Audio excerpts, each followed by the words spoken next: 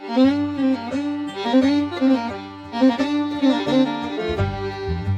y'all, so today we have a fun little story. Now forgive me if I keep looking down because there's a lot of topics to cover here, but basically what the story is a pet shop in California, Thousand Oaks, California to be exact, real close to me. Again, this area keeps getting the news. First Simi Valley, now Thousand Oaks. It just can't stay out of the news. The noise in the background is my two dogs. And, well, I can't get them to be quiet because they're playing, so we're just going to go with it.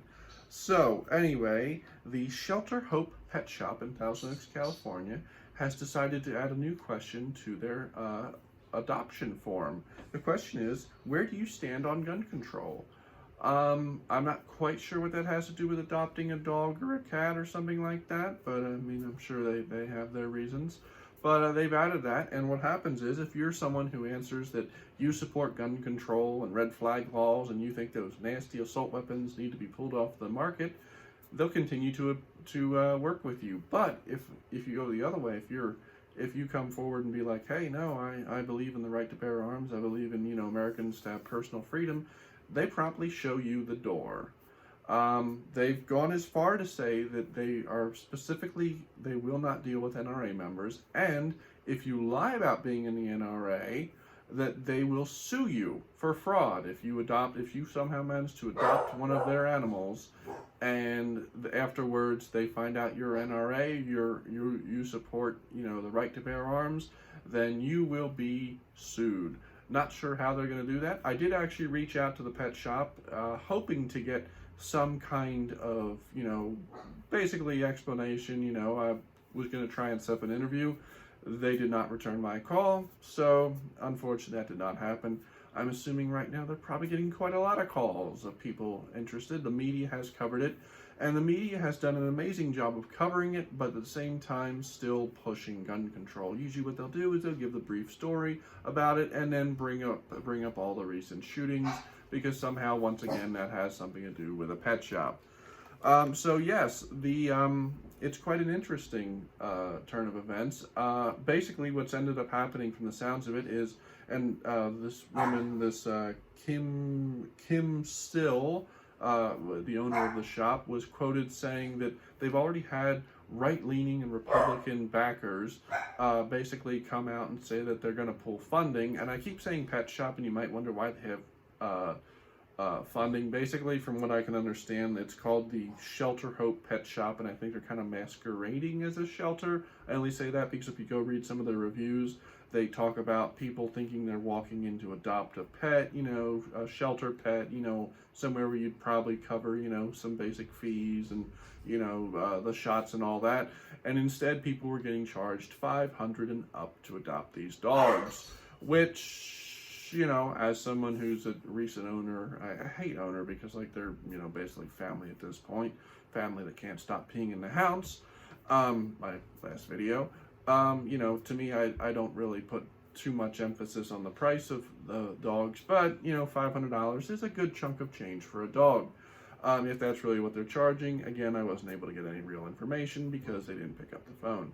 But basically what some of the backers who weren't mentioned have decided to do is they are threatening to pull funding if they don't remove this question off a survey, probably because they realize that, one, it makes them look bad, and two, they're going to lose a lot of business. Reason being, as much as California is always hailed as being a very liberal state, there are large pockets of California that are very red. This area in particular, very red, very pro-firearm. Several gun shops in my area. Unfortunately, none of them have ranges that are really good, but several gun shops in my area and parts of California are very red, so I have a feeling it's going to hurt their business. But basically, she was quoted as saying that if they pull their funding and I go out of business, then oh well, something has to be done.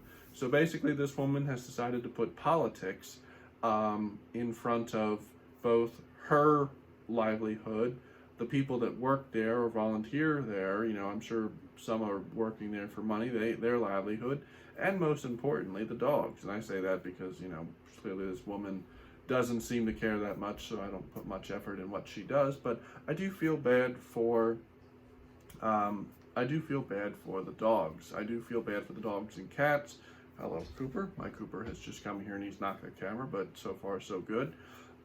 Because at the end of the day, you know what? Like, as someone who, I've had several dogs through my life, and it is sad when you see one in a shelter and you see one that, doesn't have a home and doesn't really have anybody, because it's bad for the dog. They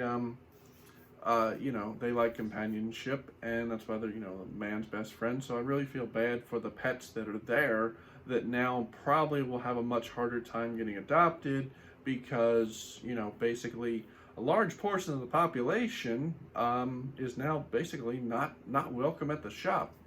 So it really is an interesting story. It's sad to see, but I talked before about kind of the the radicalization of people, because this woman, this woman is basically insistent that she's doing good, she's making a difference, which in reality all she's really doing is going to be opening up the spot that she owns her little shop in to, being up for a new lease, a new renter, basically. Maybe it'd be kind of ironic if it turned into a gun shop. That would be funny, wouldn't it? But one could only hope, because we all need another gun shop, right? So, yeah, but a rather interesting story. Put down below, what do you think? Is this, have you heard about this? Is this your first time hearing about it? What do you think? You know what? I mean, again, she, a lot of people talked about, like, oh, we should sue her, this and that. And, like, look, at the end of the day, private businesses do have the right to refuse customers for just about any reason.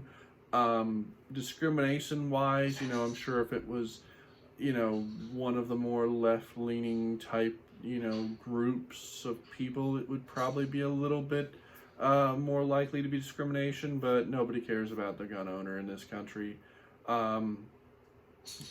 So, of course, I don't know, but put down below, what do you think? Do you think that this is going to be a current trend? We'll see this more often?